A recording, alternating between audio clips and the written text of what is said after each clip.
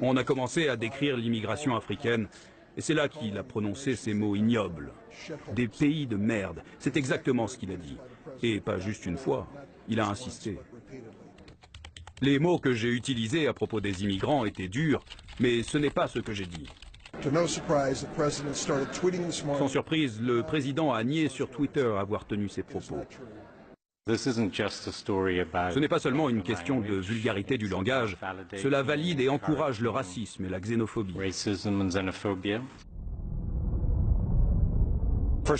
La première chose que j'ai pensée, c'était malheureux et contre-productif.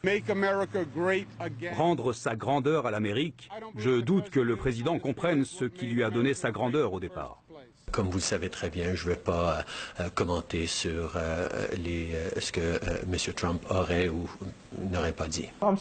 Je suis surpris de l'ampleur des réactions face à ces propos. C'est pas comme si on ne savait pas que Trump était raciste.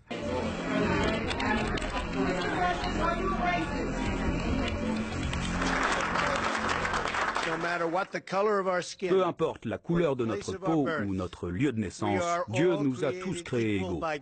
Je ne pense pas qu'il soit raciste au sens traditionnel. Je pense que sur le plan racial, le président Trump est ignorant ou mal informé. Un homme puissant et mal informé est une arme de destruction massive.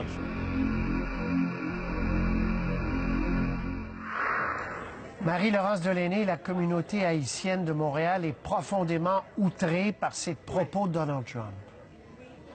Oui, exactement. Outré, c'est le bon terme parce que c'est ce que la plupart des gens nous ont dit. Et c'est la raison d'ailleurs, une des raisons pour laquelle on se trouve ici à la Maison d'Haïti pour avoir des réactions. Mais c'est clair que le mot qui revient sur toutes les lèvres, c'est oui, outré, indignation également, même s'il y en a quand même qui trouvent ça plutôt dommage. Et c'est venu chercher quand même une certaine cote sensible parce que vous savez, aux États-Unis, en 2015, en fait, il y avait 676 000 immigrants haïtiens qui se trouvaient aux États-Unis et 16 % de cette population-là est venue de l'ère après le séisme, donc qui ont fui Haïti après le séisme de 2010. Et il y a beaucoup d'Haïtiens également qui ont contribué à la construction des États-Unis. C'est la raison pour laquelle les gens disent qu'il faudrait peut-être que Donald Trump se rappelle et reconnaisse l'histoire qui lie les deux pays.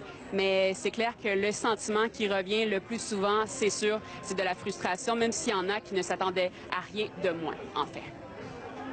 C'est un manque de respect envers les Haïtiens et envers les Noirs généralement, puis les immigrants en général. Moi, j'ai pas été surprise du tout parce qu'on le connaît, on sait ce qu'il dit, on le suit depuis des années, on sait les niaiseries qu'il peut raconter. Je suis pas très content aussi et je trouve qu'il est ignoble et qu'il ressemble à sa personnalité, qui lui ne vaut pas grand-chose aussi. Le Canada est un pays qui est là pour aider ses amis, ses voisins, et qui le fait toujours avec respect et ouverture. Et comme vous le savez très bien, je ne vais pas commenter sur ce que M. Trump aurait ou n'aurait pas dit. Et ça survient, Laurence, vous avez fait référence, bien sûr, à ce triste anniversaire, 8 ans après ce terrible tremblement de terre en Haïti. Oui, c'est venu un peu éclipser l'attention. Hein. D'ailleurs, là, la cérémonie tire à sa fin à la Maison d'Haïti. Il y a une minute de silence qui a été observée un peu plus tôt. Malheureusement, il y a des discussions qui ont porté sur autre chose que ce séisme qui, on vous le rappelle, a fait plus de 250 000 morts, 300 000 blessés. Mais encore une fois, on décide ce qu'on veut, même 8 ans plus tard, même si la reconstruction n'est pas facile, n'est pas évidente, eh bien, c'est de regarder le plus possible vers l'avant. Patrice. 300 000 morts, 1,2 million de personnes qui avaient été sans abri, déplacées. Donc, ça avait été effectivement d'un choc terrible. Marie-Laurence Delaney, merci beaucoup.